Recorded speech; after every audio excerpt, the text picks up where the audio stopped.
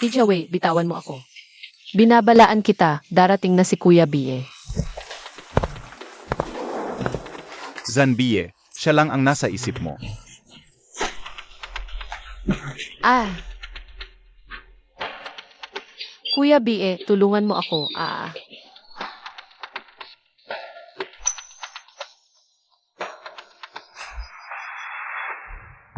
Kuya Bie. Nakikita mo, ayaw niya talagang pansinin ka. Mas mabuti pang sumama ka sa akin. Sino ka ba para mag-ambisyon sa akin? Ang aking first time ay para kay Kuya Bie. First time, ha? Ayos, mas maganda.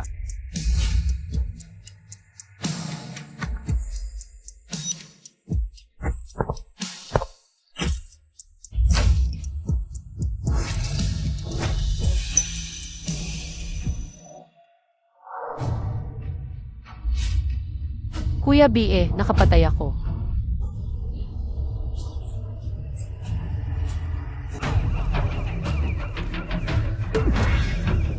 Kuya Bie, hindi ko sinasadya. Kailangan mong magpatotoo para sa akin. Kuya Bie. Kuya Bie. Lahat tumayo. Sa edad na 20, ako ay nahatulan dahil sa pagpatay sa self-defense. Sentensyahan ng pagkabilanggo 3 taon at 6 na buwan. Sa araw ng hatol, si John Bie, ang lalaking minahal ko mula pagkabata. Bilang tanging testigo sa eksena, nag-iwan lamang ng isang written testimony. Sinasagot sa akin.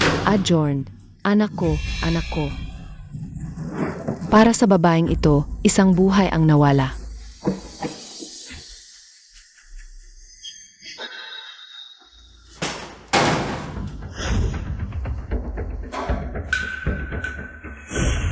Narinig kong anak ka ng mayaman.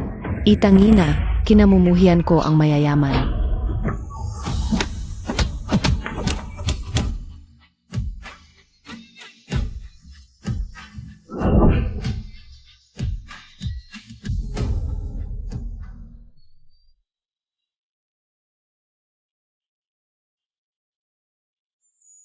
$48,728. Lumabas ka sa pintuang ito. Hindi maiwasang makatanggap na masamang tingin. Mabuhay na maayos sa hinaharap. Kung makasalubong mo ang pamilya ng biktima, maging mabait.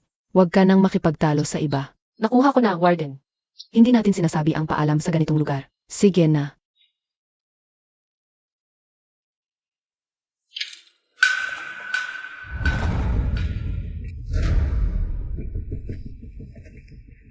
Boss Jan. Ano ang tawag mo sa akin? Alam ni Lola na lalabas ka ngayon, pinapunta niya ako para sunduin ka. Sakay ka na.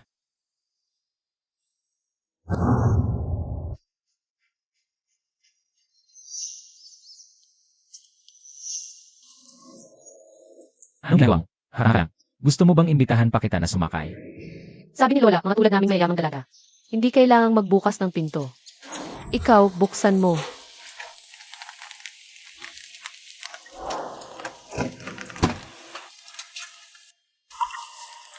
Sa susunod, sabihin mo, prinsesa, sakay na.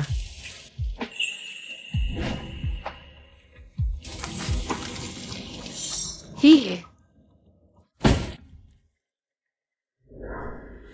Low. Anak ko. Ang tagal kitang hinintay, araw-gabi. Sa wakas, nakabalik ka na. Lola Song. Dati, harap man o likod, diretso niya akong tinatawag na Lola. Bakit ngayon iba na? Alam mo na ang nangyari sa pamilya, di ba? Di nagtagal pagkatapos mong mapasok. Pumanaw na ang lolo mo. Maaga namang nawala ang mga magulang mo. Iniwan ka sa akin ni Old Jiang. Nitong mga nakaraang taon. Nakatingga ang bahay ng Jiangs. Dahil maaga kang nakabalik. Hindi pa ito naayos. Dito ka muna tumira. Salamat, Tita Chen. Huwag kang mag-alala, Miss Jiang. Ang payat mo. Kumain ka pa.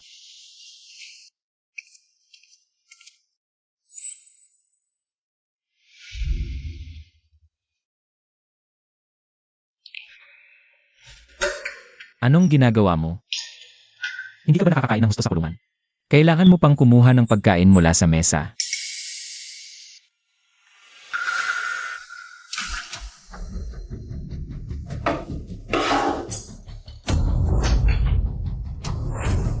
Ano naman kung mayaman? Sa ganitong sitwasyon, hindi mo mabubusog ang sarili mo.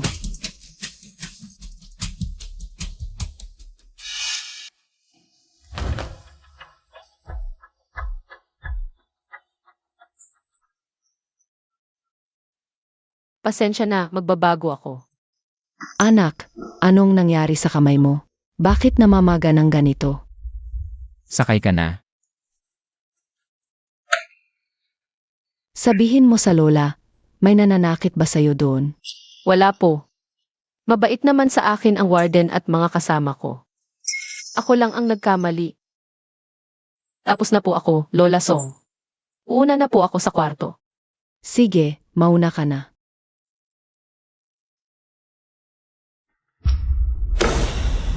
Bakit hindi mapigilan ng pagkain ang bibig mo? Pumunta ka at humingi ng tawad kay Ningning.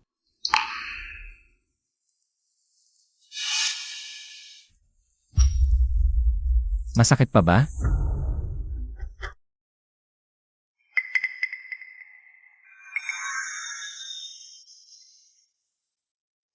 Hindi na.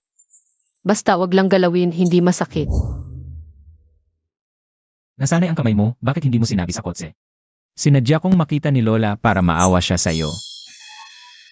Ah, Lola, tingnan mo. Dinala ako ni Kuya Bie para magtenis. Namaga ang kamay ko. Ano ba ang nangyari? Delikado ang balat ni Ningning. Bakit mo siya dinala sa mapanganib na gawain?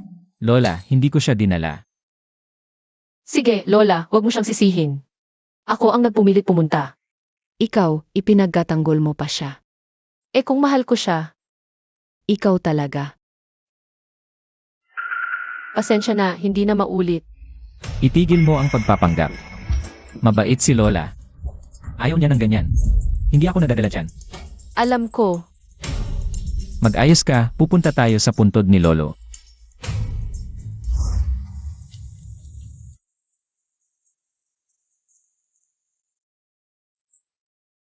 Lolo, dadalawin kita palagi.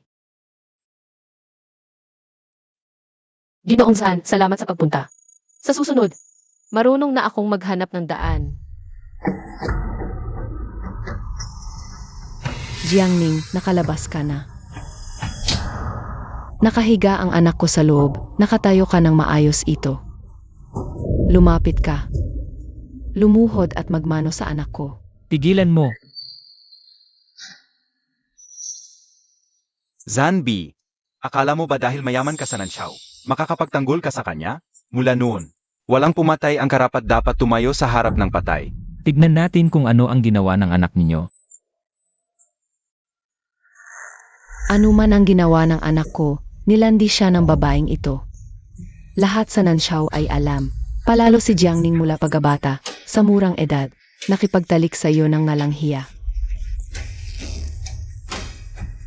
Isang marumi, bakit dapat mamatay ang anak ko?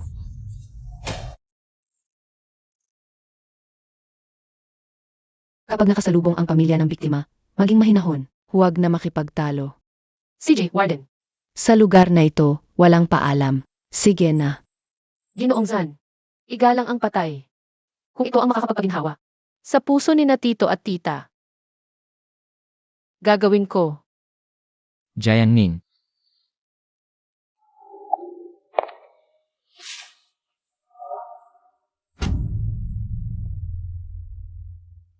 Anak, isa lang ang anak ko.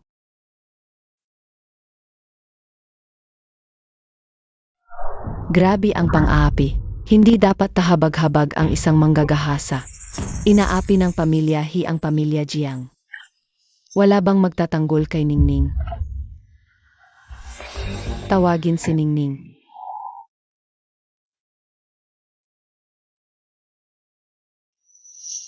Lola Song, Mrs. Shen. Ginoong Zan. Hindi naman ganyan ang tawag niya kay Bia dati.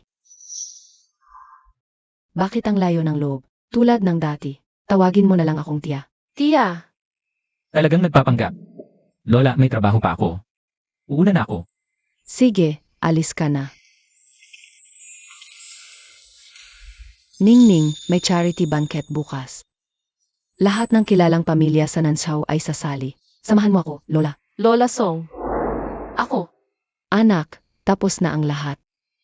Kailangan mong magpatuloy. Kahit ang pamilya Jiang ay wala na, nanito pa rin ako, ang matandang ito. Kasama mo si Song Lijun. Naiintindihan ko. Lola Song. Sakto, pupunta rin bukas ang anak na babae ng pamilya Zhao, si Xia. Nag-aral siya sa ibang bansa mula pagkabata. Noong nangyari sa'yo, hindi pa siya nakauwi. Ang kasal nila ni Bie ay malapit nang mapagdesisyunan. Magiging pamilya na kayo. Sa pagkakataong ito, magkakilala kayo. Zhao siya. Ningning, okay lang. Umuwi ka na't magpahinga. Esan.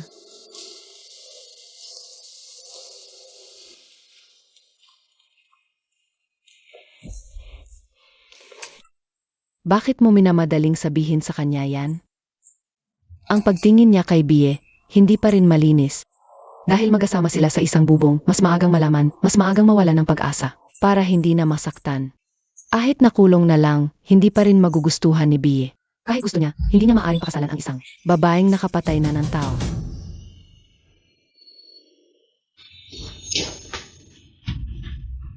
Ginoong Zan. Ganyan ka lang magdadamit para sa party. May problema ba? Mukhang hamak.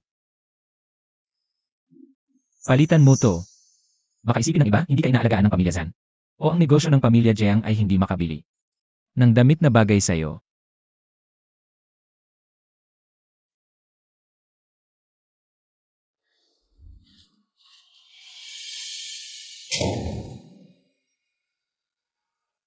Ginoo, pinapababa na si Ginang Jiang ng lola at ng misis. Ano nang minamadali? Di ka siya sa isang sasakyan ng lahat. Paunahin mo na sila. Opo.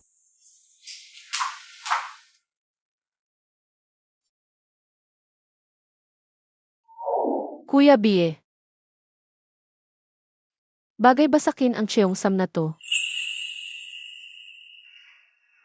Sakto lang.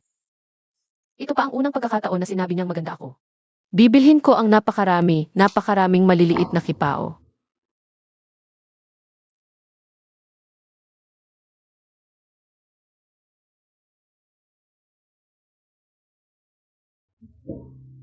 Jiangning, handa ka na ba?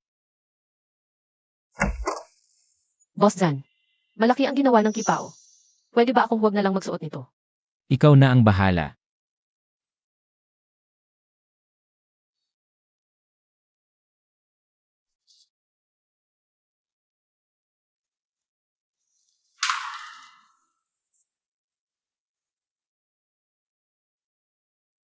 Bakit lumabas na siya si Jiangning? Ang ganda pa rin niya. Nabalitaan ko na ngayon siya, nakatira sa bahay ng mga Zhan. Pumatay siya ng tao. Hindi lang talaga natin alam. Noong nakikipagtalik si Zhan Bie sa kanya, kinakabahan ba siya sa loob-loob? Anong alam mo? Ang masamang babae na maganda, mas may saya ito.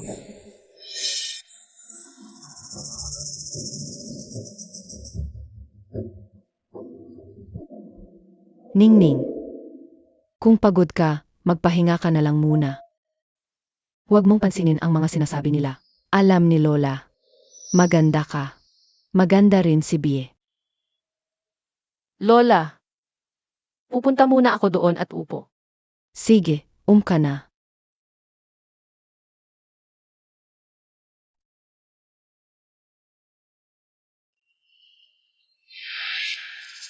Sabi ko bakit parang pamilyar siya? Hindi ba ito ang ating Nanshaw? Ang kilalang mamamatay tao, si Jiangning. Bakit taong katulad mo, pumupunta ka rin sa charity dinner na ganito? Dito ka ba para maging halimbawa na masamang asal para sa amin? Miss Chen. Miss Chen. Miss Gao.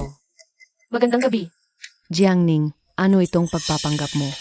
Noon, sinasamantala mo na ang lolo mo ay pinakamayaman sa Nanshaw. Di ba ang tapang mo noon? Magsalita ka. Ngayon na nakulong ka ng ilang taon, naging piping ka na ba?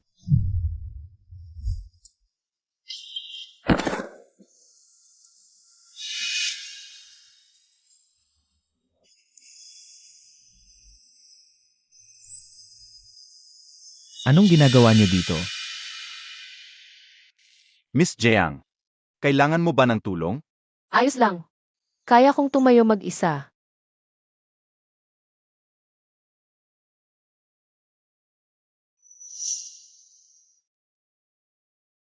Ilabas mo ang kamay mo.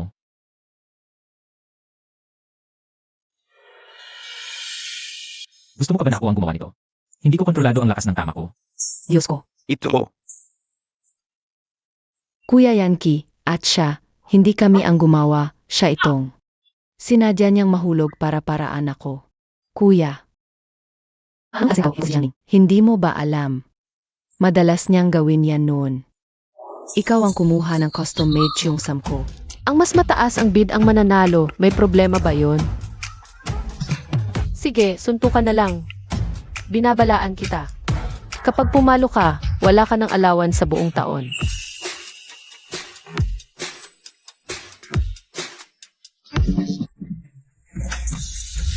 Aray.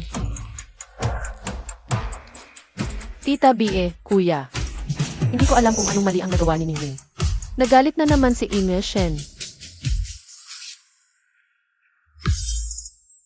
Alam mo kung sino siya. Lumayo ka sa kanya. Anong ginagawa mo dyan? Pumunta ka sa clinic. Hindi mo siguro alam kung nasaan yon. Samahan kita. Salamat. Siya si Jiangning. Kuya Yankee.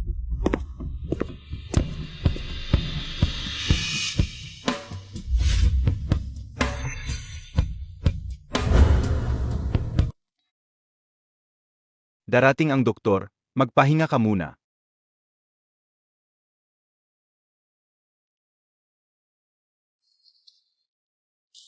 Walang tao dito. Bakit malamig? Naka-aircon. Salamat.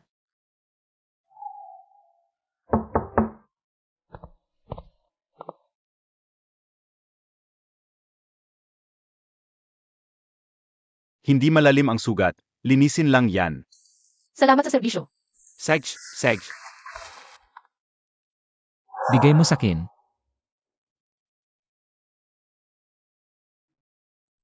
Kuya B, Magsisimula na ang party. Hinahanap ka ng tita mo. Seg. MS Jiang. Babalikan kita mamaya. Salamat, Young Master Lu.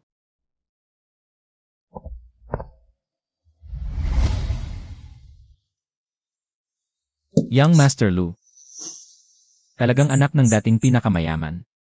Ang bilis mo namang makahanap ng bagong kaibigan. Siya ang fiance mo. Pinsan ni Ernest Zhao siya. Sabi ni na Tita Song at Embrek Shen, makipagkaibigan ako sa mga zoo. Upo.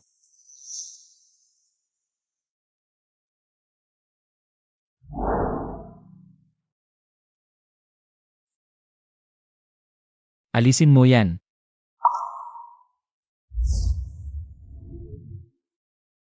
Boss Zan. Huwag kang gagalaw.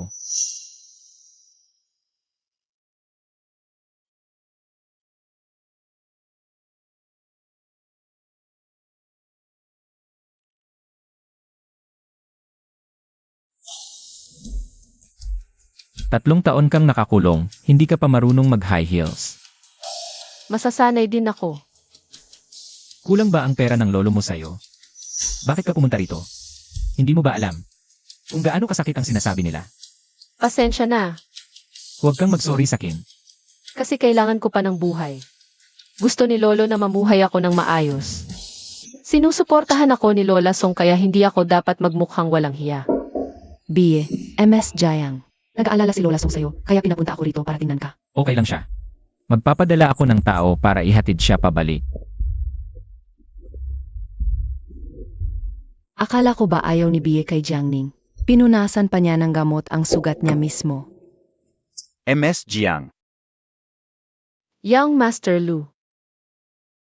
Nadumihan ang damit mo. Babayaran ko ito. Hindi na kailangan. Pero, damit ito ng isang mamamatay tao. Ha? MS Jiang, lumaki ako sa ibang bansa. Nakita ko na ang lahat, at narinig ko na rin ang tungkol sa'yo. Hindi mo kasalanan yun. At hindi rin kita kinakatakutan. MS Jiang, nag-aalala ang pinsan ko sa kalagayan mo. Ihahatid kita pabalik. Ang kinaiinisan niya ay ako at si Zanbie. Boss Zan, yung video sa CCTV na hinihingi ninyo, na-send na sa cellphone ninyo.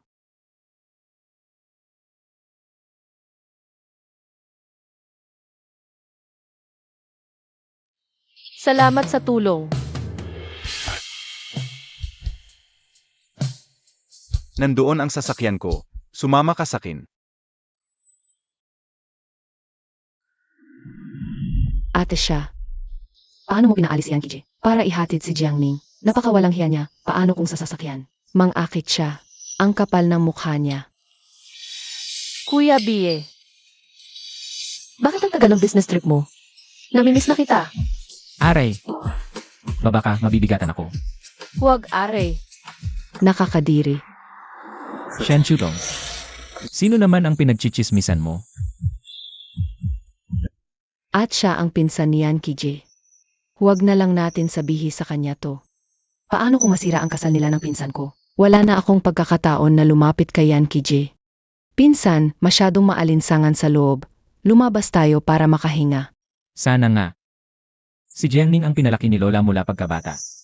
At ikaw, pamangkin lang ng asawa ng anak niya. Kung may susunod pa, hindi ka patatawarin ni Lola.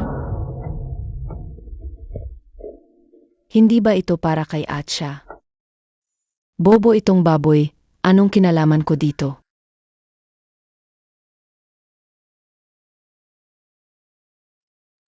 Salamat sa paghatid sa akin pauwi. Kung gusto mo pa itong damit, lilinisin ko ito at ibabalik sa'yo. Magdagdag muna tayo ng paraan ng pakikipag-ugnayan. Hindi na kailangan. Pagkatapos kong malinis, ipapadala ko ito sa bahay mo. Jiang, parang siya, ay hindi tulad ng sinasabi sa mga sismis. Hayaan si Biye na dalhin si Ningning. Bilang kanyang sekretarya, ang pamilya Jiang nitong mga nakaraang taon ay pinamahalaan ni Biye, ngunit walang lehitimong tagapamahala, kaya hindi maiwasang bumagsak. Ngayong bumalik na si Ningning, hayaan muna siyang matuto kay Biye. Para sa hinaharap, mas madali siyang magpapatuloy, ngunit si siya. Hindi man lang siya nakapagtapos ng kolehiyo, ano ang aasahan mo? Nag-aalala sila na ako at si Zanbie ay magkasama araw-araw. Baka hindi magustuhan ni Miss Seo. Ningning, ano ang palagay mo? Salamat sa mabuting hangarin ni Lola Song. Ngunit, hindi ako interesado sa pagnegosyo. Kung ganoon, hayaan na lang. Uwi na muna ako sa kwarto ko. Isang araw na hindi mo inaapi si Ningning. Parang hindi ka comfortable, no? Ginagawa ko lang siyang makarealize sa katotohanan. Katotohanan. Ang katotohanan ay wala na ang kanyang pamilya. Dati, sobrang gusto kanya, ikaw ang ayaw sa kanya. Hindi ko sinabing ayaw ko sa kanya. Malapit na tayong makauwi. Masaya ba ang pinaglaruan mo, Ningning? Masaya. Ay, ingat. Ningning, bilis, umalis ka na, Ningning. Nanay, Bilis, umalis ka na, Ningning. Bilis. nanay. Ningning, sa hinaharap, si Beyagej ay mag-ingat sa'yo.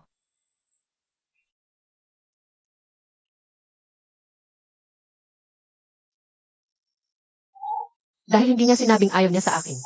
Kaya ako ang nagpumilit ng matagal. Ayaw ka na ni Ningning, 3 years ago. Kung hindi dahil sa hindi ka tumulong nang siya'y nasa panganib, hindi sana si Ningning napatay at nakulong. Ang puso ng tao ay may damdamin. Inalagaan ka niya ng higit sa 1 dekada, ngunit hindi pa rin uminit. Kung ako ang totoong lola ni Ningning, hindi ko rin siya papayagang makasama ang isang taong walang puso tulad mo. Nanay, huwag kang magalit. Hindi sinasadya ni Bee yun.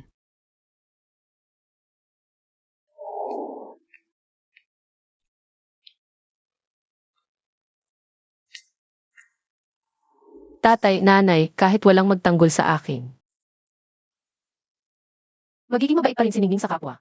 At mamumuhay ng maayos.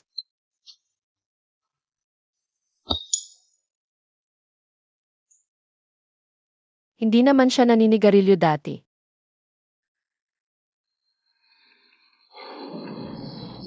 Nilalandi mo ba ako? Ang nipis ng suot mo. Umuwi ka na. Sandali.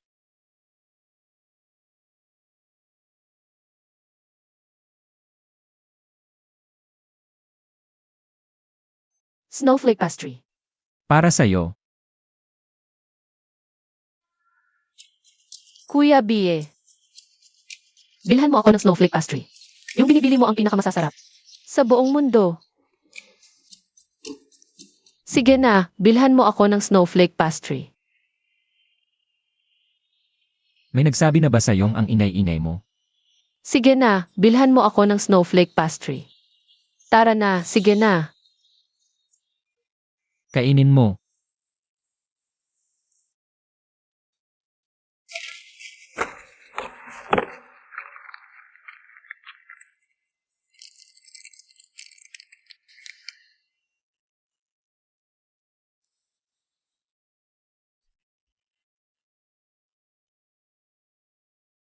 Apat na 48,728, may bisita ka.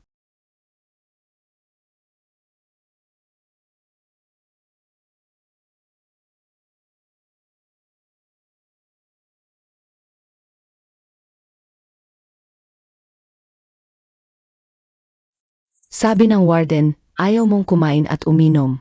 Madaling umiyak ang matanda, kaya pinapunta ako rito.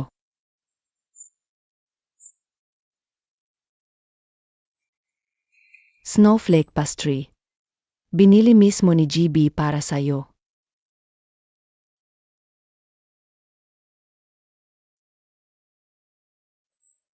Abala si GB sa pag-aayos ng negosyo ng pamilya mo. Pupunta siya rito kapag may oras.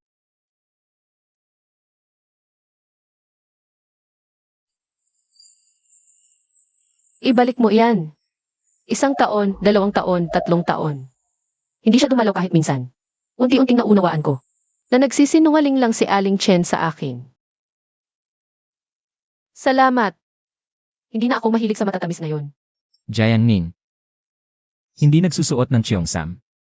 Hindi kumakain ng snowflake pastry. Kanino ka nagtatampo? Bawal ba akong magtampo sa'yo?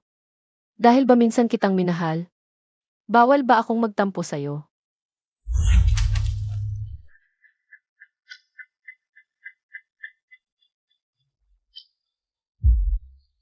Izhan, maging mahinahon ka. Ikaw, Jiangning, ang nagsasabi sa akin na maging mahinahon. Ayan na. Gumanap ng mabuti. Ilibre ko kayo ng masarap na pagkain 10 beses. Hoy, De. Kamay. Ang ganda-ganda mo. Gusto mong sumama sa amin maglaro? Takot na takot ako, may tutulong ba sa akin? Hello, Anong ginagawa ninyo? Ako. Niloloko namin siya. Kuya Bie, natatakot ako. Buti na lang dumating ka agad. Ay, kuya.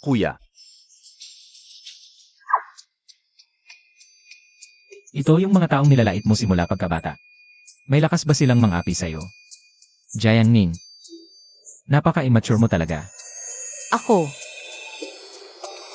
Sa pagkakataong ito, talagang kukunin ko siya. Kaya mo yan.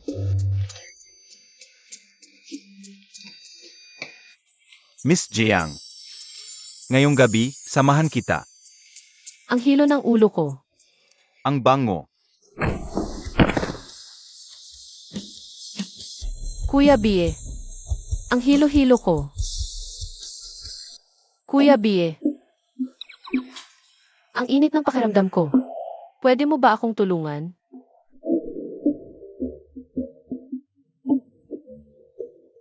Nagkakaroon ka ng makeup residue. Imposible yung makeup ko.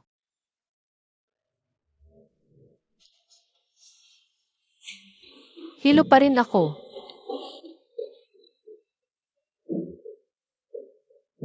Jiangning. Huwag ka nang magpanggap. Narinig mo na ba yung kwento ng The Boy Who Cried Wolf? Huwag mo nang gamitin ang ganitong paraan. Nasinisira ang sarili mo para lang mapansin ako. Sa susunod, hindi na kita pakikinggan. Alam ko kung ano ang iniisip mo. Sabi mo palagi mo akong iingatan pero hindi mo tinupad. Noon, kasalanan ko lahat. Hindi kita sinisisi. At hindi mo na kailangang sisihin ang sarili mo.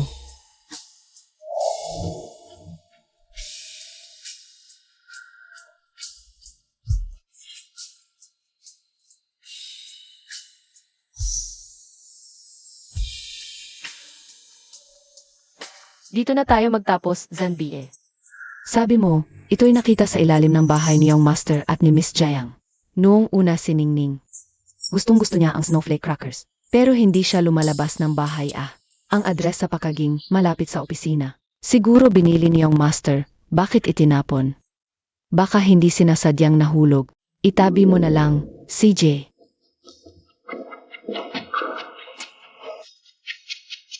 Hindi na dapat magpatuloy ito. Hindi pa kasal ang lalaki, hindi pa kasal ang babae. Magkatabi lang ang pader. Maaring magkaroon ng problema. Kailangang mapakasal na si Jiangning sa lalong madaling panahon. Ningning, tingnan mo kung sino ang dumating. Tita Zhao, Miss Zhao. Young Master Lu, kamusta kayo? Yemem. Mabuti. Isang mabait at disiplinadong bata. Ngayong araw, dinala ka ni Tita Zhao. Kasama si siya para pag-usapan ang kasal nila ni Bie. Sumama rin si Young Master Lu, sabi niya. Nandito pa ang damit niya sa'yo. Nalabhan na ang damit mo. Kukunin ko na para sa'yo.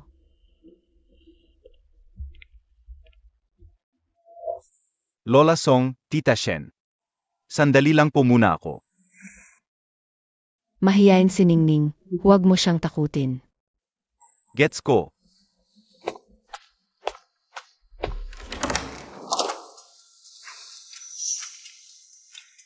Akin na.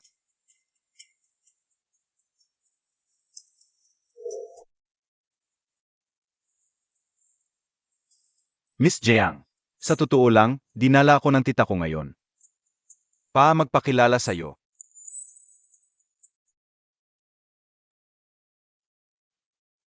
Alam kong ayaw mo, Miss Jiang. Noong isang araw, hinatid kita. At hiningi ang contact mo, medyo bastos nga.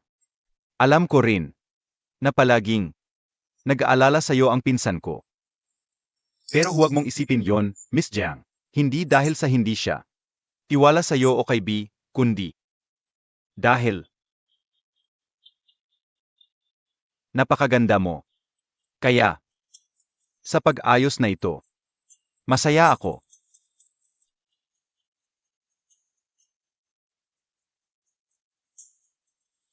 Young Master Lu. Ako. Wala akong ganoong iniisip. Gusto ko lang sabihin sa'yo, huwag kang laging nakayuko. Maraming nagkakagusto sa'yo, tulad ni Lola Song. Salamat. Baba na muna ako. Kapag tinanong ako ni Lola Song at Tita Shen, sabihin mo na lang. Sabihin mong lumaki ako sa ibang bansa, magkaiba kultura namin, at di kami magkasundo. CJ. Miss Jiang, kahit tumingala ka o yumuko, ang mga nangyari noon, hindi na mababago. Mahalaga ang opinyon ng iba. Pero hindi nila tayo mabubuhay. Ama ba?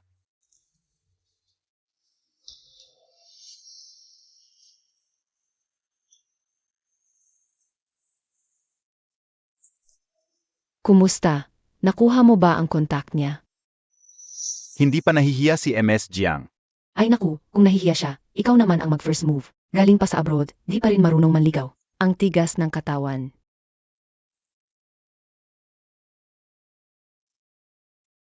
Blind date. Imbestiga mo yung lalaking yon, ano ba ang background niya? Opo.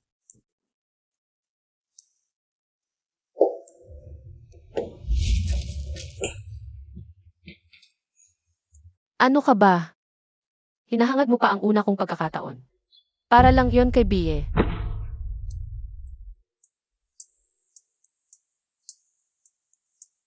Anong klase? Hinahangad mo pa ang aking bagay. Dadalhin mo pa rin si Jiangning sa kumpanya. Ang dami niyang mana. Hindi pwedeng palamunin lang siya. Pero kung magkasama kayo palagi, ano ang isipin ni siya? Ang ganda-ganda ni Ningning, saka yung sismis tungkol sa inyo. Ang sama-sama ng tunog. Kahit sinong babae, may inis yan. Bahala siya sa iniisip niya, hindi ko naman sinabing pakakasalan ko siya. Kung hindi siya, sino ang gusto mong pakasalan? Si Jiangning ba? Ningning. Magsisimula na ang auction. Ano pa ang iniisip mo? Okay lang ako, Lola, tara na.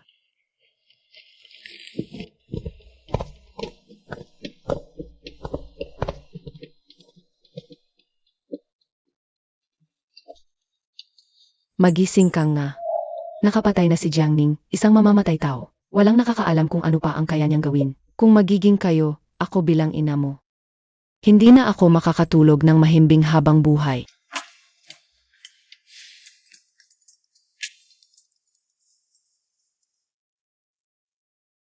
Boss Zhan, ang hinihinging impormasyon tungkol kay Ji Luyanqi. Naipadala ko na sa cellphone ninyo.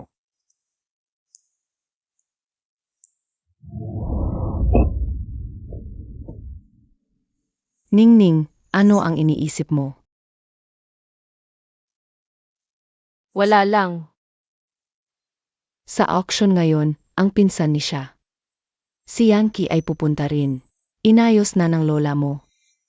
Nang ipanganak si Yanki, ang kanyang ina. Na may sa panganganak. Ang kanyang ama ay propesor, buong puso. Nakatuon sa akademya, sa mga nakaraang taon. Hindi na rin naghanap ng iba. Si Yanki noong bata pa, sumama sa kanyang tiya. Iyon ay ang nanay ni siya, doon siya tumira. Nakikitira lang, marunong magbasa ng sitwasyon, alam ng lola. Ang intensyon ng tiyahin mo at ng Zhao family na ipagtagpo kayo. Isa, natatakot na baka magkaroon ng problema kung matagal kang nasa bahay. Isa, medyo naakit din. Sama na iniwan sa iyo ng Jiang family. Pero bilang babae, kailangan mo pa ring mag-asawa. Basta't totoo ang pagmamahal niya sa'yo. Ang mahalaga, masaya kayong dalawa sa buhay. Alam ko. Dahil sa mga ari-arian ko, maraming may gusto.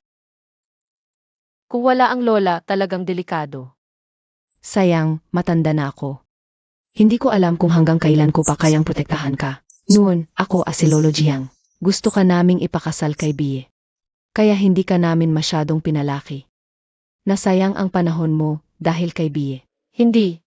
Ako ang ignorante. Walang dapat sisihin. Huwag magmadali. Maghanap ka ng mabuti. Hanapin mo yung mabuting tao na may intindihan ang hirap mo. Mabilis magbago ang buhay. Kahit na kung sakaling ayaw na niya sa'yo balang araw, hindi ka niya ilalagay sa alanganin.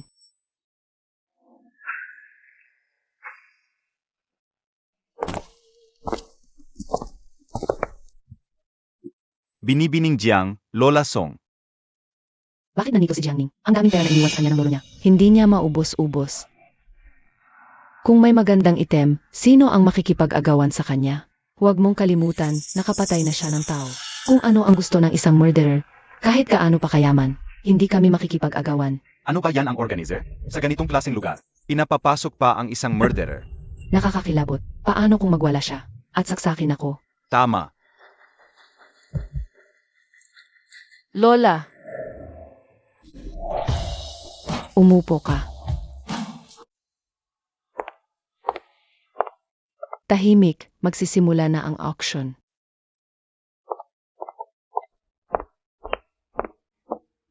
ang unang item ngayon ay isa sa mga kilalang obra ng master craftsman. Na si Yasaware. Isinulat niya ito noong mahirap ang buhay niya. Maganda ang disenyo at may mataas na halaga para sa koleksyon. Ang simula ay 18 milyon. 18 milyon lang. Ang ganda ng korona. Gusto ko yan. 20 milyon. Ang halaga ng koronang ito ay hindi bababa sa 50 milyon. Narito ako para sa Shen family para dito. 30 milyon. 40 milyon. Kuya Yankee. Anong problema, Binibining Shen? May tataas pa ba sa 40 milyon? 50 milyon. 60 milyon. 70 milyon. Lola, Ningning, gusto mo rin ba? hindi, Lola. Alam mo, noong buhay pa si Lolo, Kolektor siya, kaya napapaligiran ako noon. At natuto rin ako ng konti. Ang halaga ng koleksyon na ito ay hindi lalampas sa 60 milyon. 71 milyon. Kaya nag-aalala ka na naloloko siya.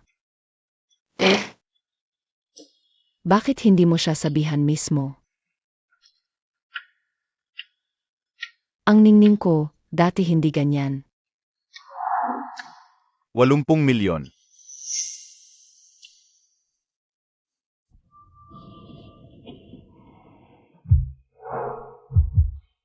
Ginoong Lou, Narinig ko lahat.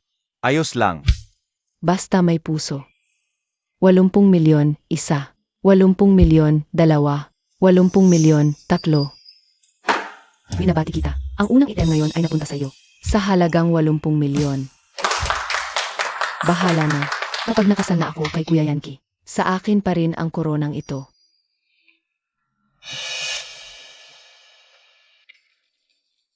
Ginoong Zhan, naibenta na ang korona. Mukhang huli na tayo.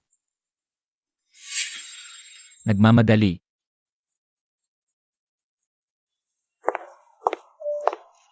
Tapos na ang auction ngayon. Maayos na po kayong lumabas.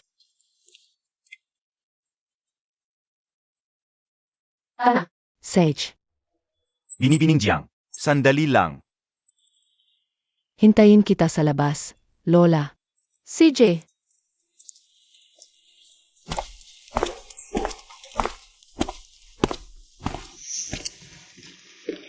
Ningning, blind date. Ano ang tingin ka ng tingin? Parang manyakis. Umalis ka dyan.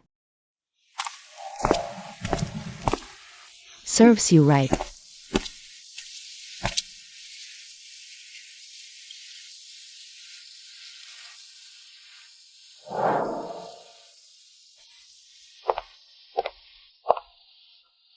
Binibining Jiang, para sa iyo ang koronang ito. Sana magustuhan mo. Napakamahal nito. Hindi ko pwedeng tanggapin. Dahil sa iyo ko lang gustong ibigay ito, kaya ako pumunta sa auction. Tungkol sa unang pagkikita natin noon, at sa paghatid ko sa iyo nang walang paalam. Hanggang ngayon, nagsisisi pa rin ako. Kahit na ngayon, nag-aalala pa rin ako. Baka isipin mo, sinasadya kong magpabango sa iyo. Paalang. Matulungan ang pinsan kong tanggalin ang kalaban sa pag-ibig. Hindi ko naman iniisip yon. Pero ako, dahil palagi kang nakayuko, binibining Jiang, hindi ko makita ang iyong mga mata. Hindi ko alam kung ano ang iniisip mo. Kaya ibinigay ko sa iyo ang koronang ito. Alam ko, hindi mo ito isusuot. Ngunit inaasahan kong kapag nakita mo ito, maaalala mo ang sinasabi ng mga tao. Huwag kang magpakumbaba. Mahuhulog ang korona.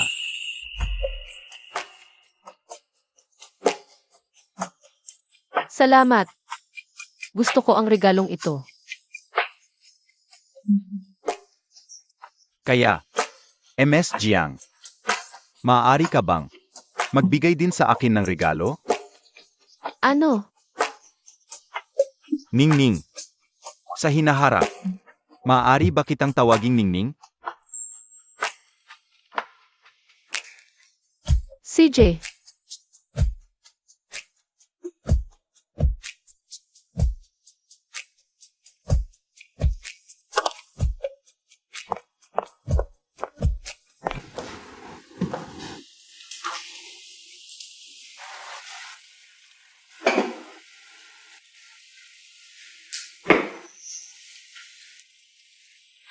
Huwag kang magpakumbaba. Mahuhulog ang korona. Ano ang kailangan mo sa akin, Dingezhan? Narinig kong inapi ka ngayon. Gusto mo bang tulungan kita?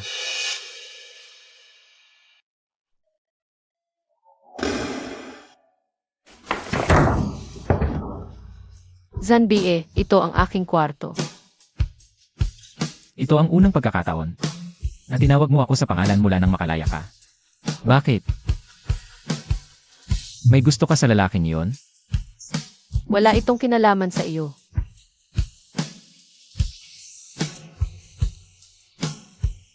Hindi mo ba sinabi na ibibigay mo sa akin ang iyong unang pagkakataon?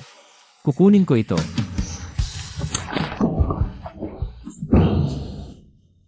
Ngayon na.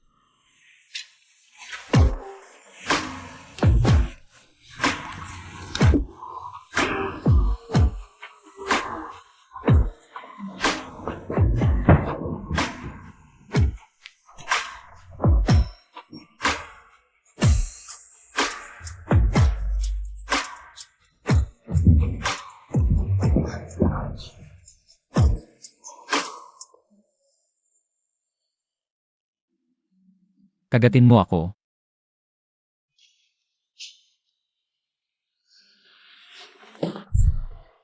Zanbie, kahit na ang pamilya Jayang. Kahit na ang mayaman. Ngunit si Jiangning ay may utang. Bilyon-bilyong ari-arian.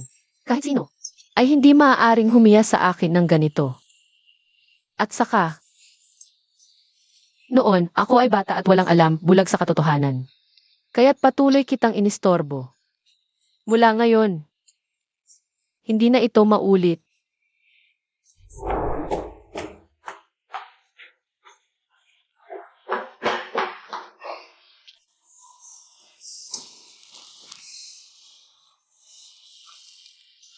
MS Jiang, handa na ang hapunan. Inatawag ka ng lola. Sige, pupunta na ako.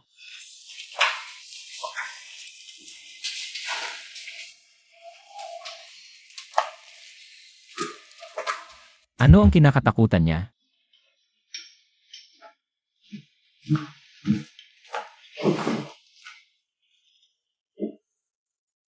Ang tagal naman ng paglalagay ng bagay. Mukhang mahilig si Ningning.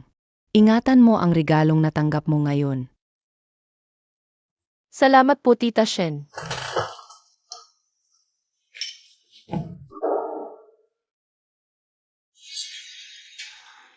Bie, anong nangyari sa bibig mo? Parang namamaga.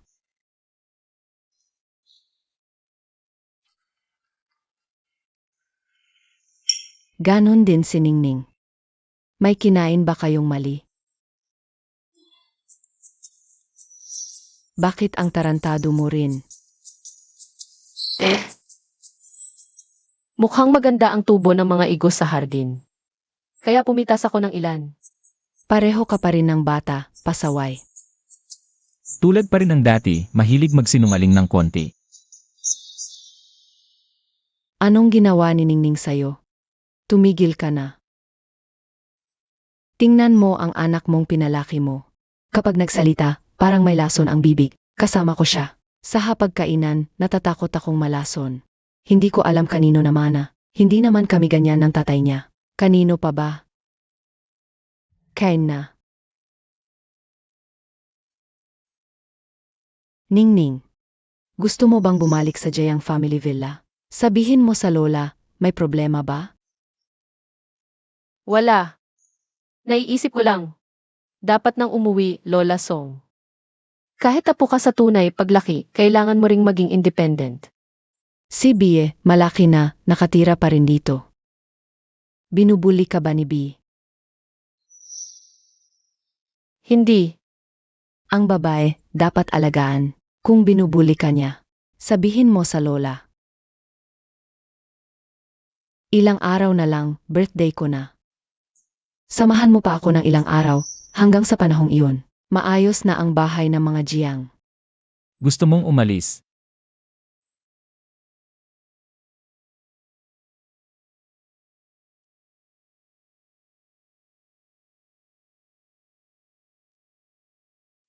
MS Jiang, isusuot mo ba ito? Hindi masyadong showy.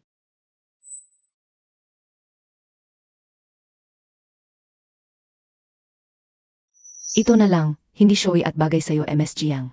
Ang bestida ngayon. Huwag kang lumingon, baka mahulog ang korona.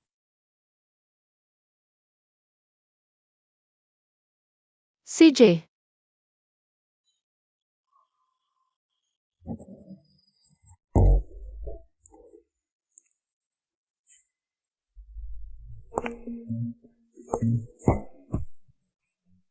Buisit. Bakit ang ganda-ganda ni Jiangning ngayon?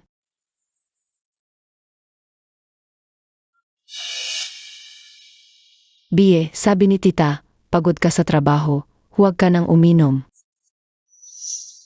Huwag kang makialam.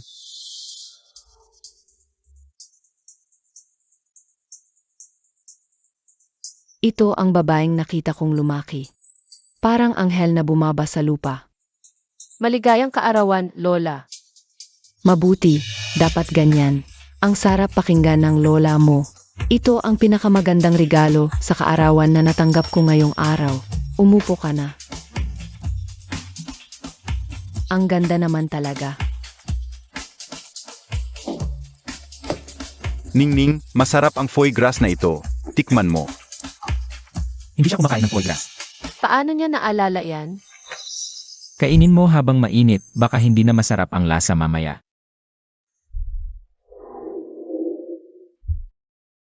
Hiwain mo para sa akin. Wala ka bang sariling kamay? Kakagawa ko lang ng manicure, hindi ako makakagalaw ng maayos. Parang paa ng manok. Bilisan mo, baka lumamig at hindi na masarap.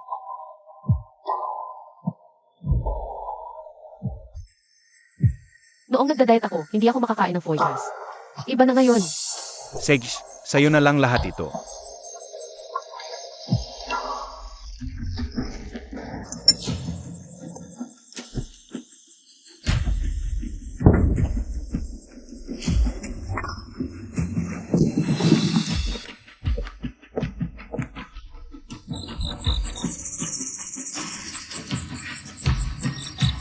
Ito.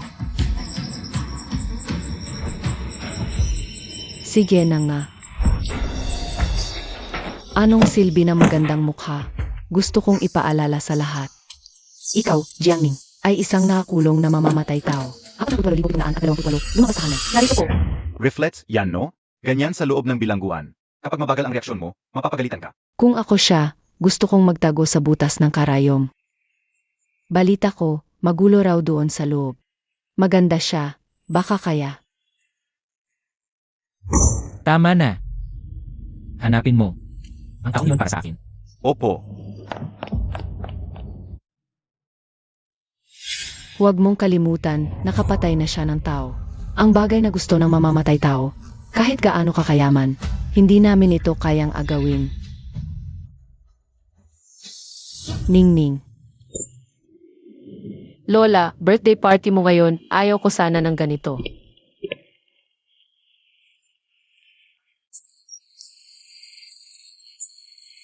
Pero naniniwala akong kaysa gawing masama ang sitwasyon. Ayaw mo rin sigurong makita akong nagtitiis ng tahimik. Sige na. Lola, nandito lang ako ngayon. Gusto kong makita kung sino pa ang magsasabi ng masama tungkol sa'yo. Nakakahiya talaga, parang nasa bahay ng lola mo na ang kahihiyan. Nagpapanggap pa ring dalagang mayaman.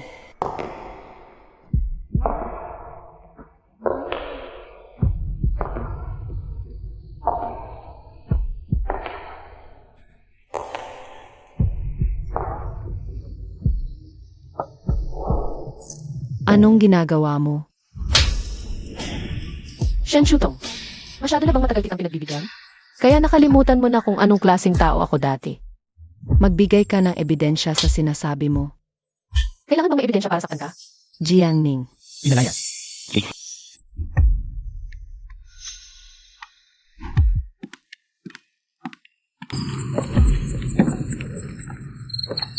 Lola, nahawakan ko yung maruming bagay ng hindi sinasadya. Maghugas lang ako ng kamay. Sige.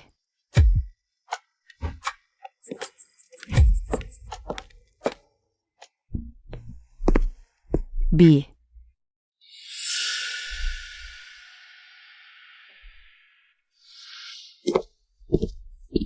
Masama ba ang pakiramdam mo? Kung ikaw ang nasa kalagayan ko, masaya ka kaya? Hindi rin ako magiging masaya. Ngunit wala akong karapatang magmalungkot. Ang tatay ko ay isang astronomo, buong buhay niya ay nakatitig sa kalangitan. Parang wala siyang nakikitang anak sa akin. Habang ako'y naninirahan sa iba, nag-aaral ng mabuti. Kahit gaano pa ako kagaling sa paningin ng iba, hindi ko pa rin maipagmamalaki ng tunay ng tiyuhin at tiyako. Ngunit hindi ako dapat magpakalugmok o magpakalungkot, dahil kung ganoon, mabibigo ang tiyuhin at tiyako sa pag-aruga sa akin, at magkakaroon sila ng pagkabigo. Hindi ko dapat ipagwalang bahala ang kanilang kabutihan. Sa tingin ko, ang galing-galing mo kanina. Ganyan ka talaga dapat.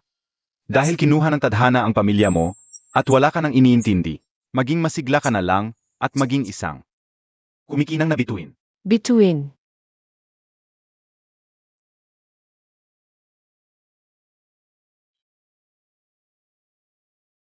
Sanay na ako sa mabibigat na trabaho sa bilangguan.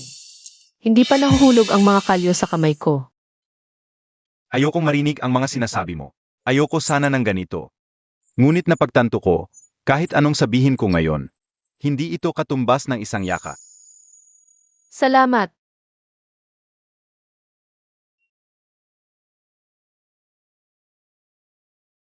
Nahulog ako sa'yo dahil sa ganda mo, at dahil sa interes ko. Ngunit ako, totoong gusto ka talaga. Huwag tayong magmadali. Maghanap tayo ng dahan-dahan. Humanap ng may magandang ugali, na may intindihan ang hirap mo. Ang buhay ay biglaang nagbabago. Kahit kailan ay hindi kanya gusto. Hindi kanya ilalagay sa peligro. Ang tagal na nating wala.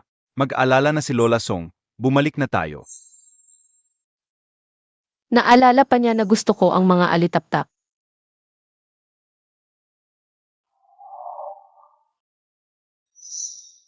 Ara na.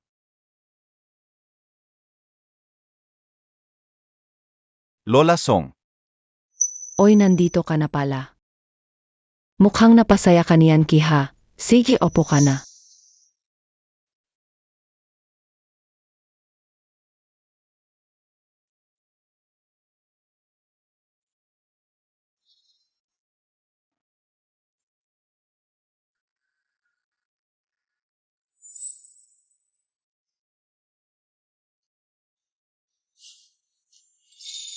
Matanda na ako. Hindi na kayang makipagsabayan sa inyo. Kayo na lang mag-enjoy sa pagkain. Ako, uwi na ako matulog. Lola, ihahatid ko kayo. Huwag na, okay lang. Itong mahal kong apo, ipagkakatiwala ko na sa iyo. Alagaan mo siyang mabuti ha. sige po Lola, huwag kayong mag-alala. Malayo ito sa syudad kapag pagod na kayo. Diretso na kayo sa kanikanyang kwarto para magpahinga. Aalis na ako. Good night po, Lola. Ningning, hindi ka yata nabusog kanina. Upo ka, kumain ka pa. CJ, Maging sa charity event o ngayon. Nakatuon lang ang tingin niya kay Jiangning.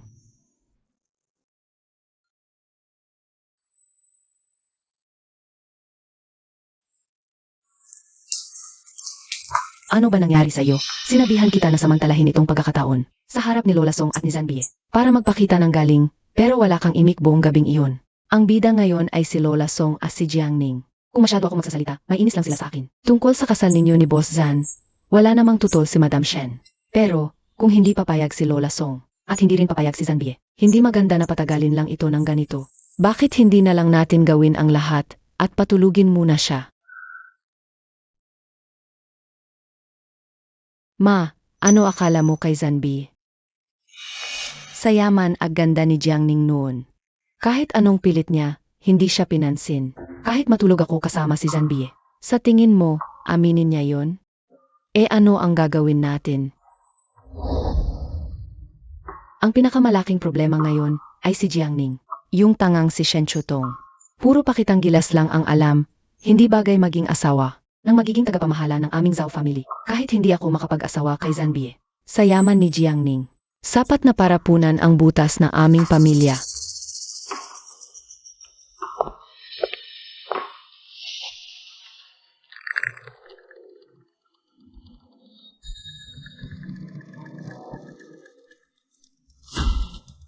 Ma, nasaan na yung pinapahanap ko sa iyo?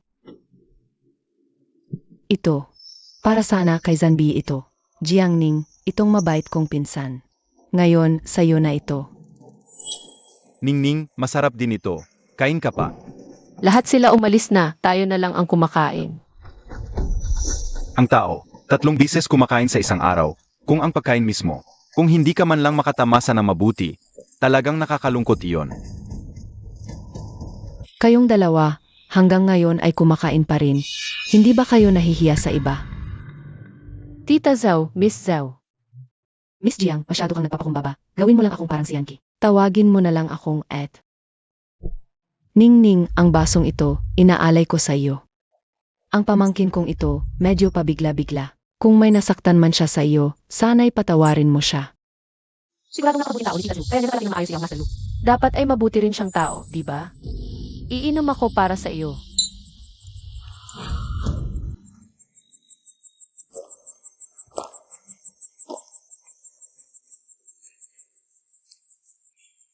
Halika, umupo ka at kumain pa. Hala, Ningning, anong nangyari sa iyo? Wala. Parang. Matagal na akong hindi umiinom, medyo lasing na ako. Yan, Gui. Dalhin mo na si Ningning sa kanyang kwarto para makapagpahinga. Sage. Ara na.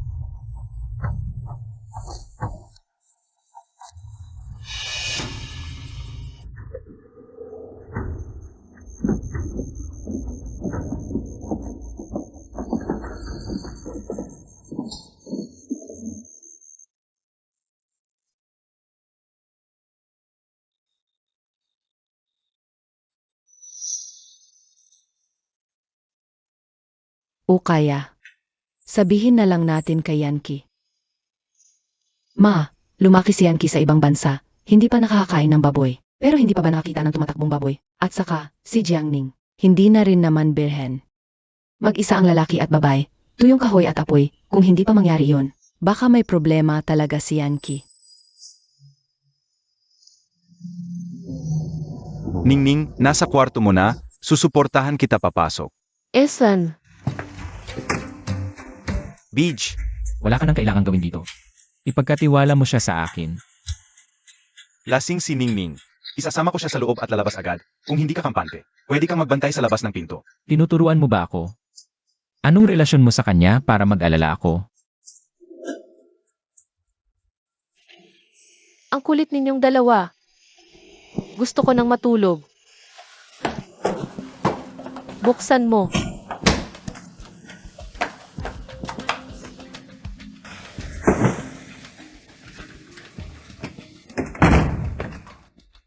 Kampante ka na ngayon? Kung gusto kong gawin sa kanya ang kahit ano, hindi ko nahihintayin ngayon. Pasensya na, sobrang nag-alala lang ako.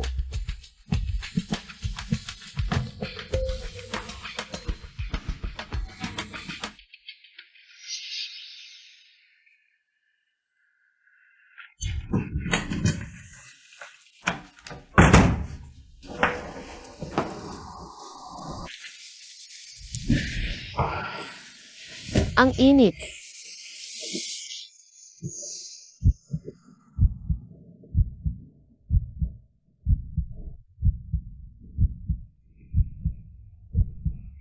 BJJ.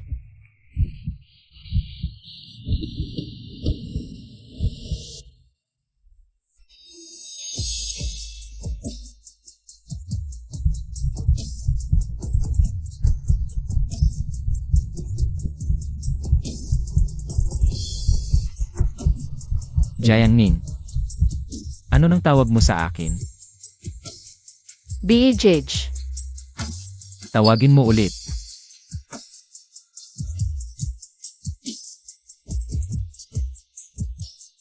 Kuya Bie.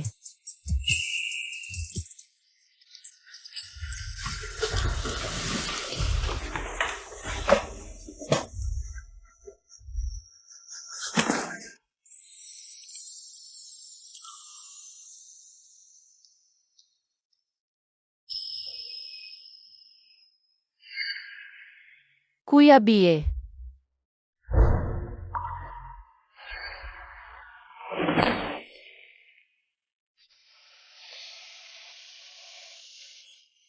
Gising na.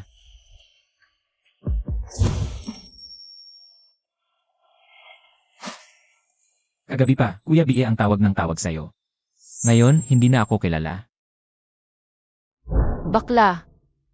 Bakla nga ako. Pero hindi ganoon kababa ang kalibre ko. Hindi kita hinawakan. Kung ibang tao ang nasa kalagayan ko. Hindi sigurado yan.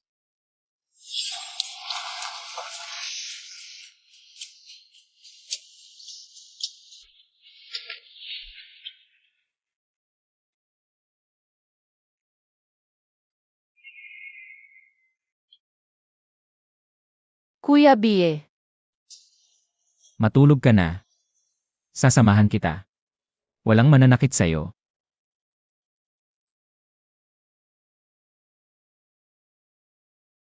Kuya Bie,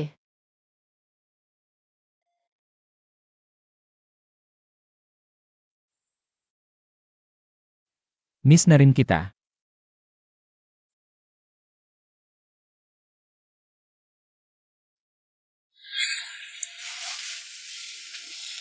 lumabas ka, magbibihis ako. Nakita ko na lahat. Ikaw, Ano pa? Mainit na mainit ka kagabi. Kung hindi kita isinubo, maliligo ka sa malamig na tubig.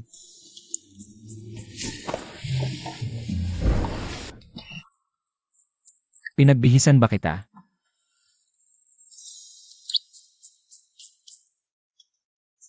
Makinig kang mabuti. Totoo, may lalaking boses sa loob. At ayaw pa raw patamarin niyang magbihis si MSG Yang. Mukhang gusto pang ituloy. Ingatan mo ang bibig mo. Sige na, magtrabaho ka na. Salamat, MS Zhao. Salamat, MRS Zhao. Tara, hulihin natin yung tao. Naku, Lola, may nangyari. Dahan-dahan lang. Anong nangyari? Masaya si MSJ ang kagabi, kaya uminom siya ng marami. Pinauwi ko siya kasama ni Yang Li. Anina, tiningnan ng katulong, nakakandado ang pinto, hindi mabuksan. At si Yang Qi, hindi alam kung saan napunta. Mahina ang katawan ni MSG Yang. Nag-aalala ako, baka may nangyari sa kanya. Tara, puntahan natin. Bilis, madahan-dahan lang po kayo.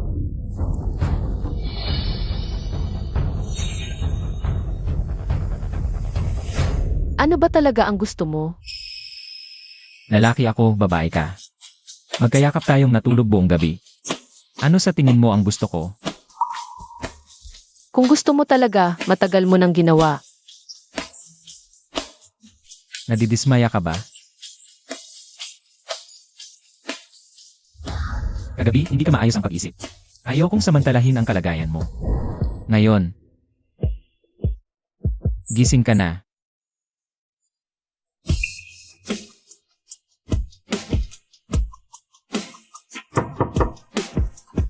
Ningning, nandiyan ka ba?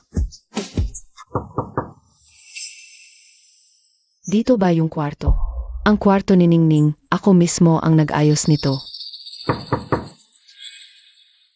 Ningning, nandiyan ka ba? Ningning. Tawagan mo siya.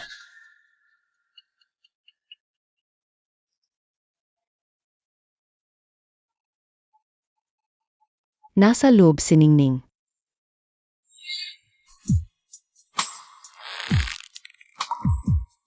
Pakiusap, hayaan mo akong magbihis muna, pakiusap. Pakiusap, Hindi pwede. bakit?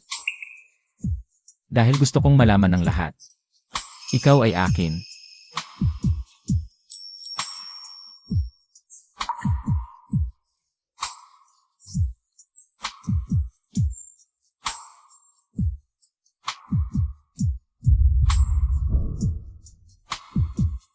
Paumanhin. Nagpaiyak na naman kita.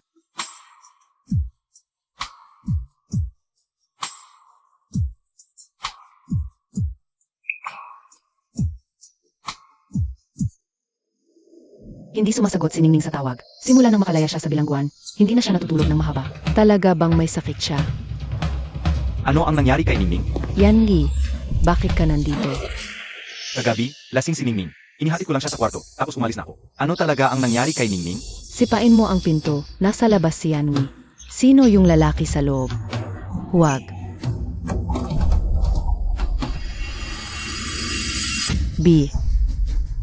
Bakit ka nasa kwarto ni Ningning? Nandyan ba si Ningning? Huli siyang natulog kagabi, hindi pa siya nagigising. Ang ginawa ko. Ako ang haharap, huwag mo na lang itong pansinin. Humiga ka.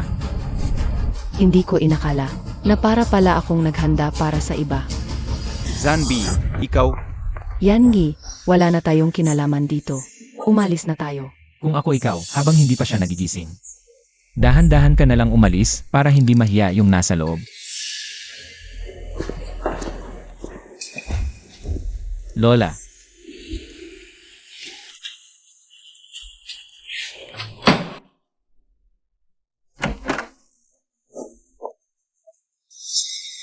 Ito ay usapin ng pamilya namin, sana yung mga ibang tao ay huwag makialam. Siyempre naman, basta't ligtas si MSJ ang Lola. Alis na muna kami kasama ang mga bata, sige na.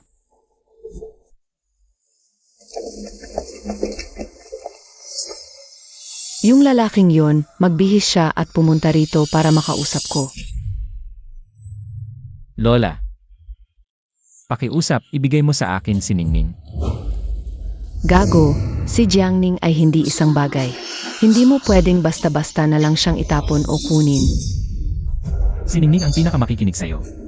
Pero noon, ikaw lang ang pinakikinggan niya. Paano mo siya trinato? Hindi mo siya tinulungan nang nasa panganib siya. Ayaw mo pang tumestigo para sa kanya sa korte. Paano ka naging ganitong anak ng pamilya namin? Walang pusong hayop. Heto, ipatupad ang parusang pampamilya.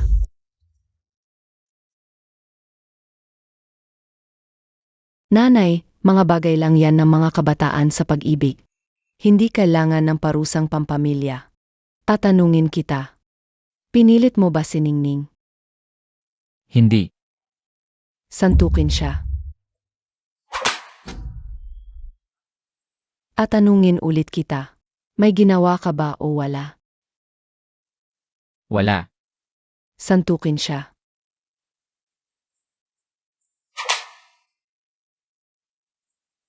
Tatanungin kita ulit. May ginawa ka ba o wala?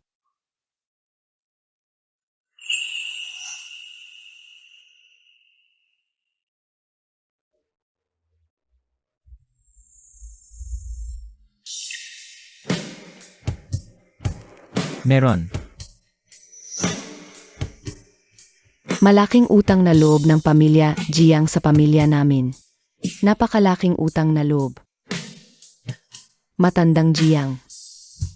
Ipinagkatiwala sa akin ang kanyang nag-isang apo, tapos nangyari ito. Kapag namatay na ako, paano ko harapin ang lolo ni Ningning?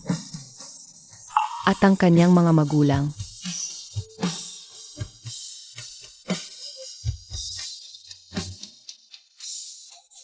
Suntukin siya, suntukin ng malakas. Nanay, huwag na siyang suntukin.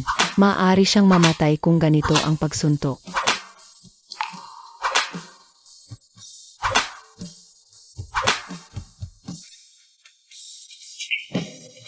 B. Lola, huwag mo na siyang suntukin.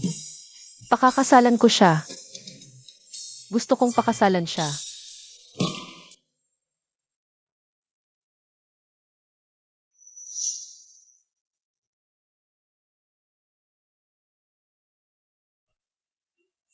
Lola, umalis na si Ginang Jiang. Apo. Nakita mo na. Hindi ayaw tulungan ng lola mo. Ginaganyan ka ng lola mo. Hindi man lang pumasok si Ningning para tingnan ka. Wala ka na sa puso niya. Hindi ako naniniwala.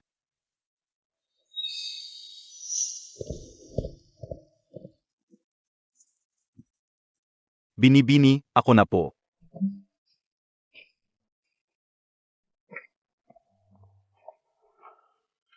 Nandito ka na.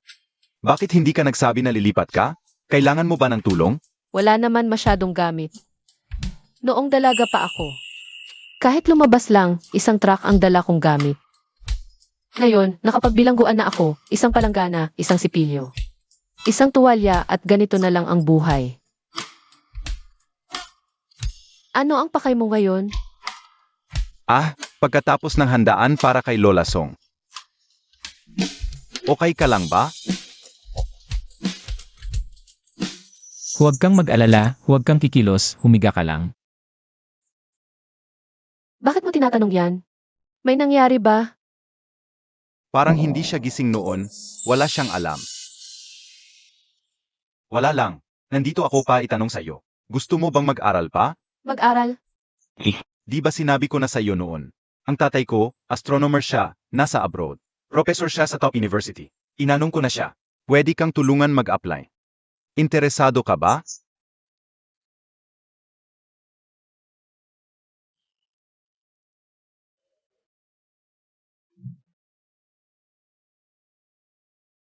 Lolo, may magandang balita ako.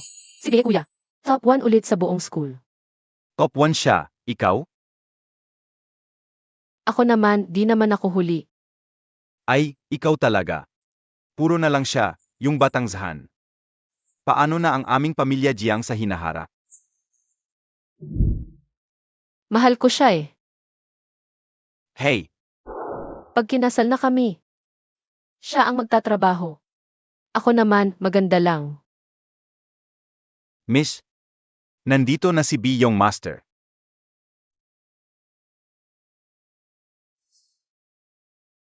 Punasan mo yung sugat ko.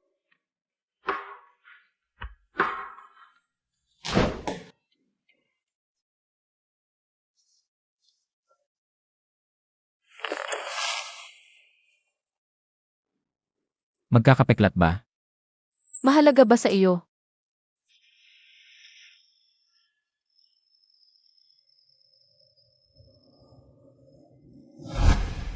Jiangning. Tungkol ba sa 48,728? Para makabawas sa sentensya, habang nasa bilangguan, minsan may mga away siya sa mga kasama. Palagi siyang nagtitiis.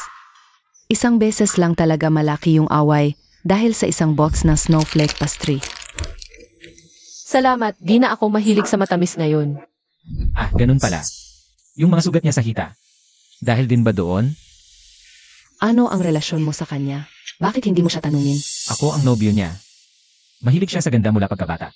Ayaw kong lagyan pa ng asin ang sugat niya. Siya mismo ang gumawa ng mga sugat na yun.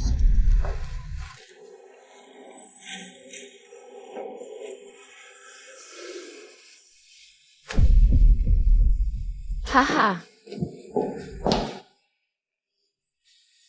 Ha ha ha ha.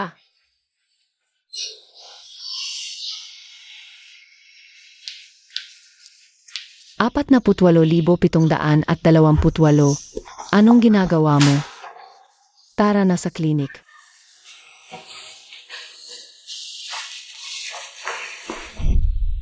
Nung pumasok si Jiangning, kakalampas lang ng 20, isang dalagita, pati manok at isda.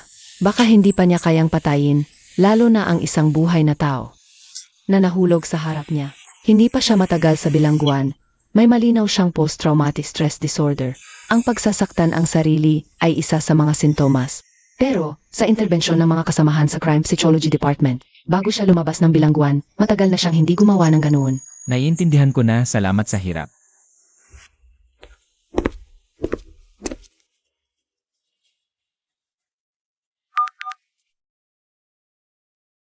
Jiangning, kanina ang iyong nobyo ay nagganong tungkol sa kalagayan mo.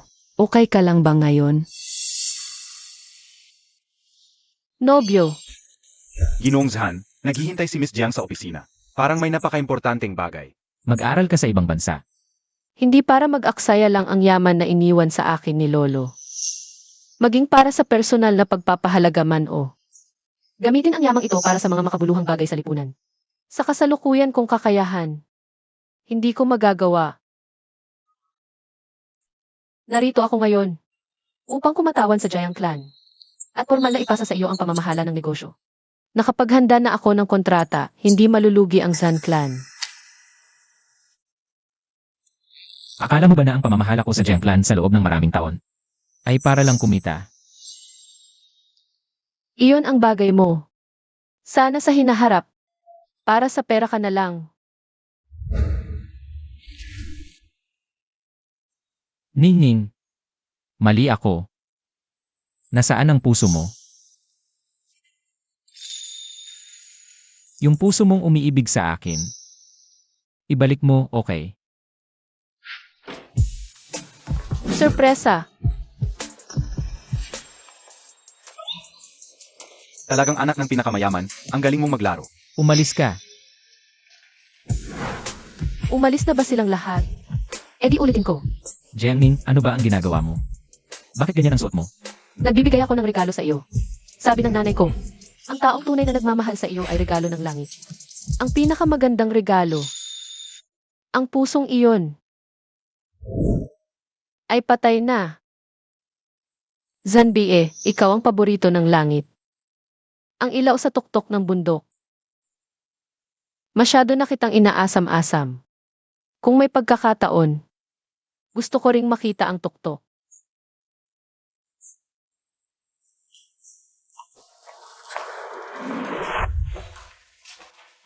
Xiao Zhang, ang ulat sa meeting mamayang hapon. Kailangan na itong ayusin agad. Nakuha ko. Lahat ay nagpupursigi para sa buhay. Abala sa trabaho. Walang sinumang isinilang na may ginto sa bibig, may mga tao. Nagpursigi ng doble. Upang buhatin ang maginhawa at masayang buhay ng iba.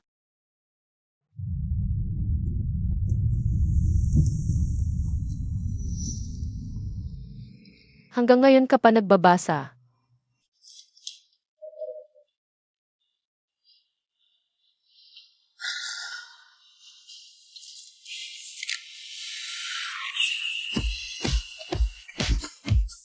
Parang litrato na ibinigay ko sa kanya iyan.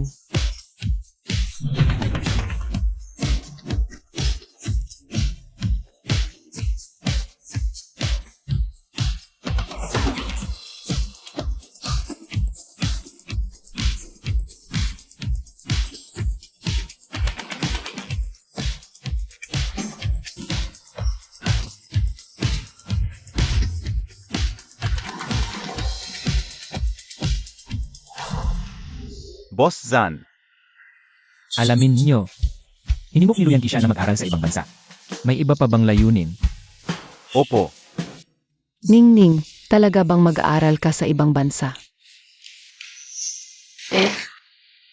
Mabuti. Mabuti naman, lumaki na si Ningning. Gumawa ng magandang desisyon para sa sarili. Sinusuportahan kita, Apo. Lola, ingatan mo rin ang sarili mo, mamimiss kita, Lola. Nga pala, narinig ko, nalugi na ang pamilya Zhao, pala noong araw na yon. Ang inang yon at ang anak na babae ang may pakana. Akala ko mali ang pagkakaintindi ko sa kanya. Huwag niyong basagin, kahit papaano ay may halaga pa ang mga ito. umalis kayo. Ang pamilya Zhao ay may utang na 100 milyon. Anong halaga ng mga ito? Ipagpatuloy ninyo ang pagsira. Kung wala pa ring pera, ang ina at anak na babae, ibenta ninyo para bayaran ang utang. Huwag niyong basagin. Ano ang ginagawa ninyo? Yanwi, dumating ka na rin. Kunin mo na ang pera sa personal mong account sa kumpanya. Kung hindi, hindi tayo palalampasin nila.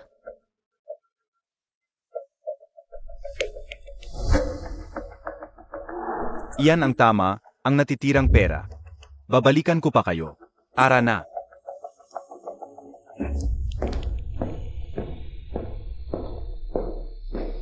Bakit may utang na 100 milyon ang pamilya Zhao? Bakit walang nagsabi sa akin? Wala ninyong ipasa sa akin ang kumpanya ng Zhao nang hindi ko alam. Pa ako ang magbayad sa pagkakautang na ito. Dahil sa iyo, walang kwenta. Binigyan namin ng gamot si Jiangning. Binigyan ka ng magandang pagkakataon. Hindi mo pa nagawa. Kung wala ako ngayon ng ari-arian ng pamilya Jiang. Gaganoon ba ang pamilya Zhao? Halika, umupo ka at kumain ka pa. Ano ang nangyayari, Ningning? Kayo, ang nagbigay ng gamot kay Jiangning.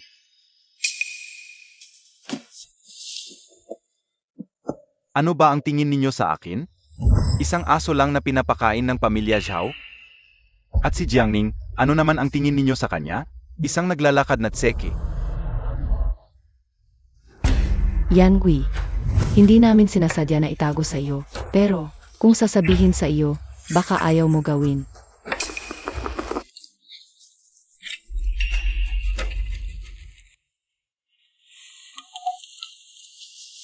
Hoy, Boss Zan. Si Luyan Qi, wala siyang alam sa mga bagay ng pamilya Zhao. Papuntahin mo siya sa akin. Sige.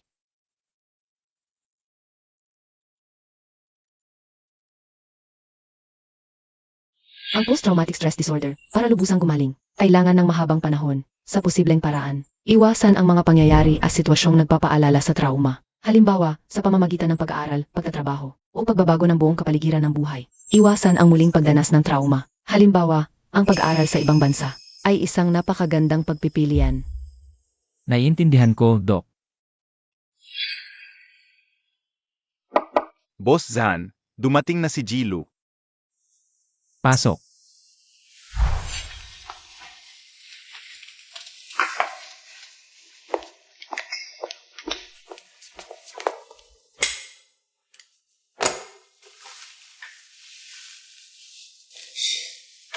Bangkarote na ang pamilya Zhu. May plano ka ba? Isa lang akong piyesa sa larong chess ng pamilya Zhao. Ngayong nagkawatak-watak na ang larong ito, wala na ring dahilan para ako'y manatili. Papag-aralin mo sa ibang bansa si Jiangning. Desisyon ito ni Ningning mismo.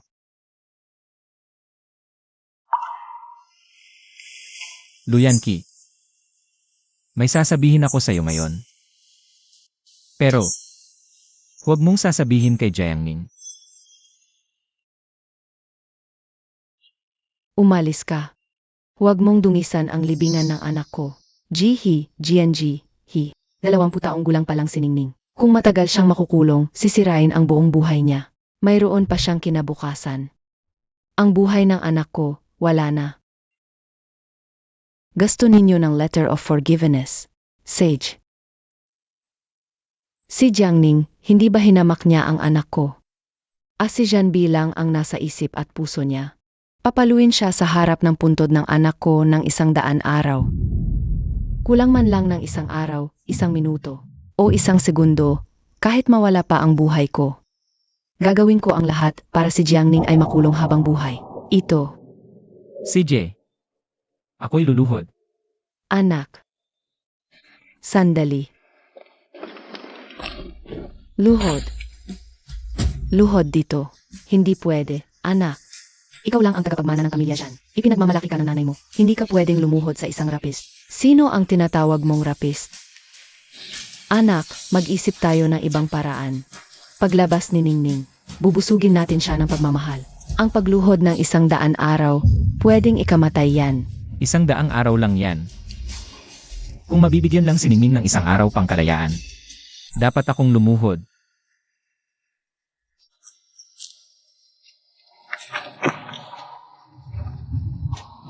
B.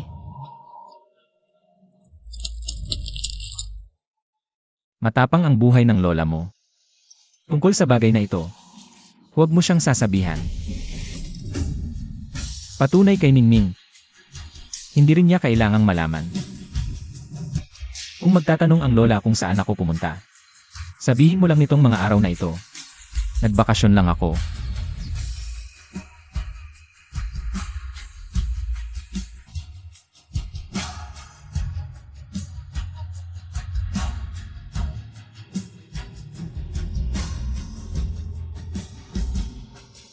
Ang nasasakdal na si Jiangning, dahil sa labis na pagtatanggol sa sarili, ay nagkasala ng pagkitil sa buhay ng tao dahil sa kapabayaan. B. Nahatulan na. Naglabas ng letter of forgiveness ang pamilya Hi. Anak, umuwi na tayo.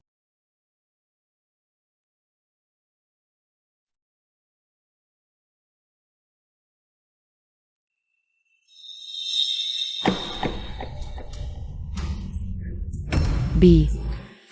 Dahil sa mabuting pag-amin sa kasalanan, ang nasasakdal ay hinatulan ng pagkabilanggo, 3 taon at 6 na buwan. Anak. B. Doktor, kumusta na ang anak ko? Malala na ang impeksyon sa tuhod. Mataas pa rin ang lagnat. Kung 1 o 2 araw pang naantala sa pagdala rito, malamang patay na siya. Bakit napakatagal bago siya dinala? Anak, kinilabutan ako sa'yo.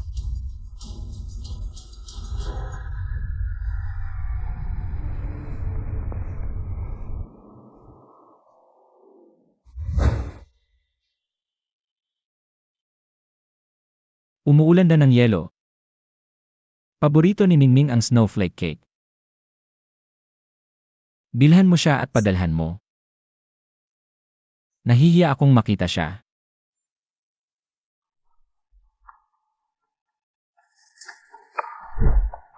Ibig mong sabihin, para matulungan si Ningning, upang makuha ang letter of forgiveness ng pamilya Zhao, muntik ka nang mamatay? Tayo ay mga negosyante. Dapat nating maintindihan ang halaga nito. Sa korte, kahit 100 o 1,000 beses ko siyang ipagtanggol. Hindi ito katumbas ng kahalagahan ng isang letter of forgiveness. Kung hindi mo naman balak ipaalam kay Ningning, bakit mo sinabi sa akin? Dahil ito ang aking panghuling baraha. Hindi ko kailanman naisip. Nasasabihin ko ito sa kanya. Kung malaman niya, ano kaya ang magiging reaksyon niya? Magpapasya kaya siyang manatili? Dahil ba sa utang na loob? O dahil sa pag-ibig? Pero hindi na mahalaga yon. Ako ay sinasabi ko ito sa'yo para maintindihan mo. Hindi ko siya binibitawan para ibigay sa'yo, kundi para palayain siyang lumipad. At higit sa lahat para maintindihan mo na may isang tao na handang ibuwis ang dangal at buhay para sa kanya saan man kailanman. Kung saktan mo siya kahit katiting, babayaran ko ito ng 10 ulit.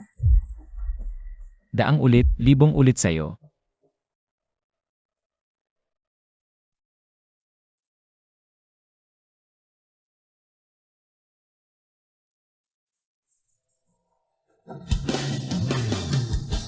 Kuya BE, maganda ba ang cheongsam ko?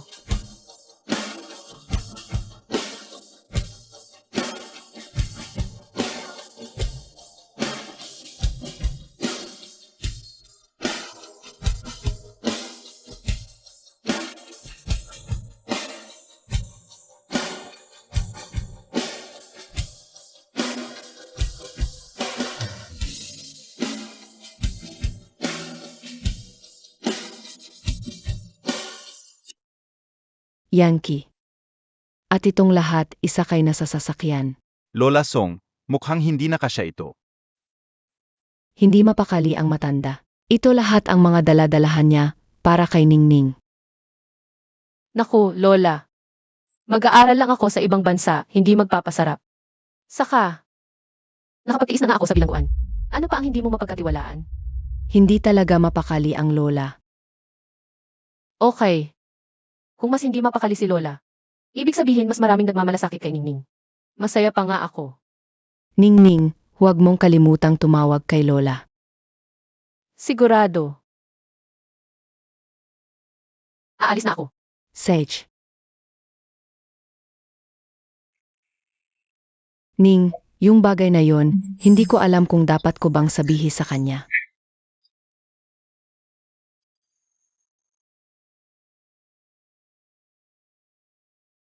Ngayon ka lang dumating. Umalis na si Ningning. Alam ko.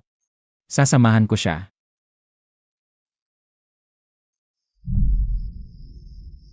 Ningning, parang may sasakyang sumusunod sa atin. Huwag mo nang pansinin. May isang bagay kasi na matagal ko nang iniisip. Kailangan kong sabihin sa'yo. Noong hindi umaten si Zanbi sa korte para sa'yo dahil Ingat. ang bilis magmaniho ni Zanbi. Bakit biglang lumipat ng Len? Bilisan mo, huwag mo siyang hahayaan makaabot. Ita, marunong ka ba talagang magmaneho? Ang tagal, hindi pa rin natin maabutan. Hindi boss, may sasakyan sa harap na humaharang sa atin. Hindi natin maabutan eh. Sabi ni Zhao Xia, yung batang lalaking may apelidong Lu.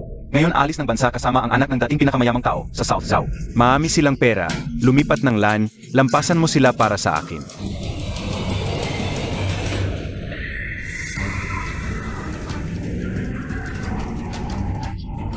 Boss, tingnan mo, pag lumipat tayo, lumilipat din siya. Sadyang ayaw niyang makadaan tayo. Bumabagal pa siya. Yung sasakyan na yan, mukhang halagang milyon-milyon, banggain natin.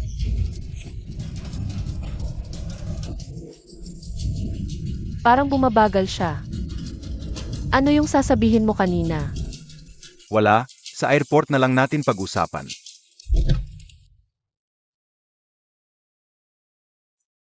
Ako na.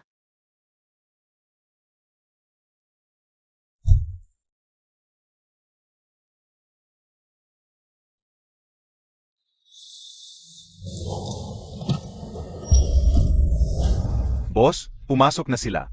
Bilisan nyo, habulin nyo.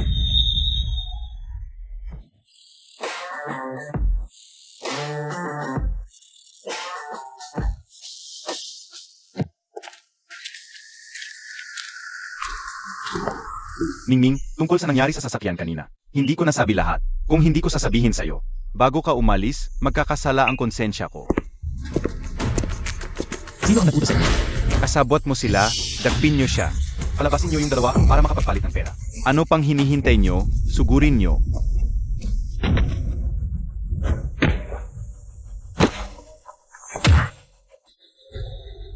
Ang ibig mong sabihin, yung letter of forgiveness. Iyon ang pinagsumisikan niya sa harap ng mundo ni Hijaway. Sa loob ng buong 100 araw para lang makuha. Si Zanbie na napakapalalo. Mahirap talagang paniwalaan ang pangyayaring ito. May oras pa bago mag-boarding, magpaalam ka ng maayos.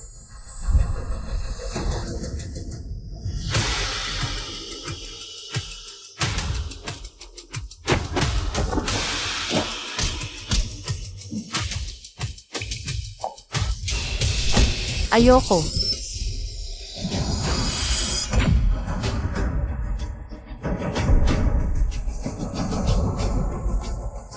Dalhin nyo.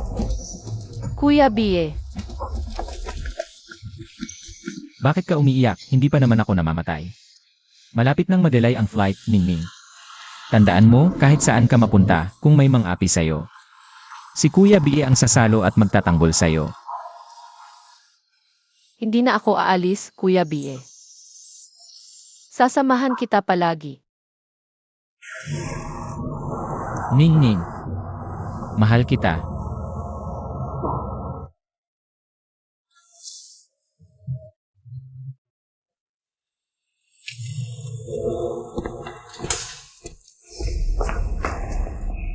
Doktor, kamusta ang apo ko?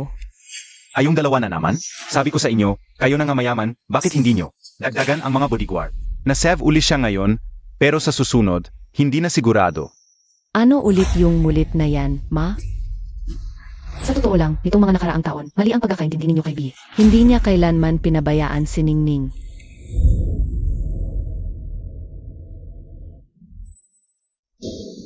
Gising ka na. Bakit di ka pa natulog ng mahaba? Kung di ako magigising, mag-aalala kayo. Lagi mong tinatago sa puso ang lahat, walang sinasabi. Yun ang pinaka nakakabahala. Sa mga susunod, magbabago ako.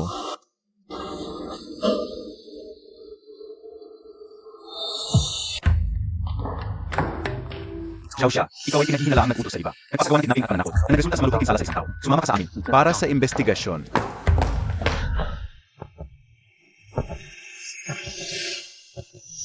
Hoy.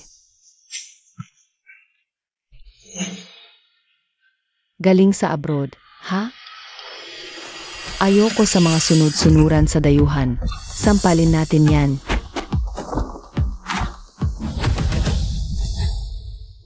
Kuya Bie, hulaan mo. Ano ang binili ko para sa'yo? Snowflake pastry. Di ako kumakain ng matatamis. Alam ko. At may sakit ka ngayon, di dapat merienda. Ako na lang ang kakain. Nga pala, nakabuok na yung flight ko mamayang hapon. Sabi ng doktor, malapit ka nang ma-discharge. Di ba sabi mo di ka alis? Naging emosyonal ako noon, kaya yun ang nasabi ko. Pero pagkatapos kong mag-isip, di pwedeng habang buhay akong maging isang. Walang kwentang taong pinoprotektahan mo at ni Lola. Kailangan ko ring matutong lumaki, maging independente. Matutong protektahan ang sarili at ang iba. Wala naman akong sinabing di ka pwedeng umalis. Aalis na ako. Talagang aalis na ako.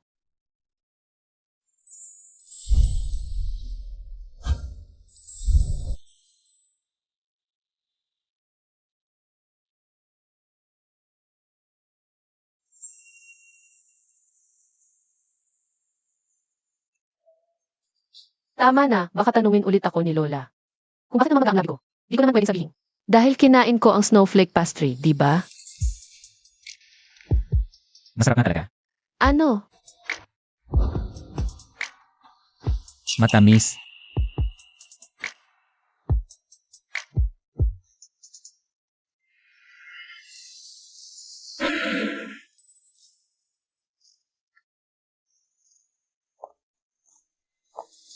MS Jiang, nitong mga nakaraang taon, ginamit ninyo ang yamang iniwan ng inyong lolo. Papalawakin ang inyong mga charity works at itaas ang tradisyonal na kipaw culture ng ating bansa sa isang bagong antas sa buong mundo. Mula sa isang bilanggo hanggang sa maging kipaw queen na hinahangaan ng marami, ano ang nagbigay sa inyo ng lakas para malampasan ang mga pagsubok. At umabot sa kasalukuyang tagumpay, Nakilala ko ang maraming napakabubuting tao. Sila ang nagsabi sa akin na di dapat matakot magkamali sa buhay, anumang oras. Pwede kang magsimula ulit. At naisipan kong tumingala sa ilaw ng parola. Kaya gusto ko ring makita ang tanawin sa tuktok ng bundok. Kasama niya. Kuya Bie, sabi mo. Kapag nagkaroon na tayo ng anak, anong magandang pangalan? Alam ko na, ang babae ay Hanfang. Sana siya ay mamukadkad tulad ng bulaklak. Ang lalaki, Zhan Weijiu. maganda to, gusto ko. Magkita sa rurok.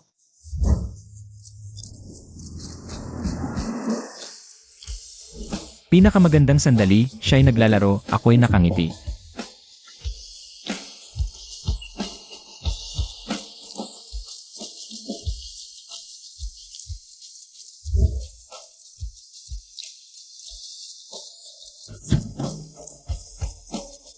Prinsesa, sakay na.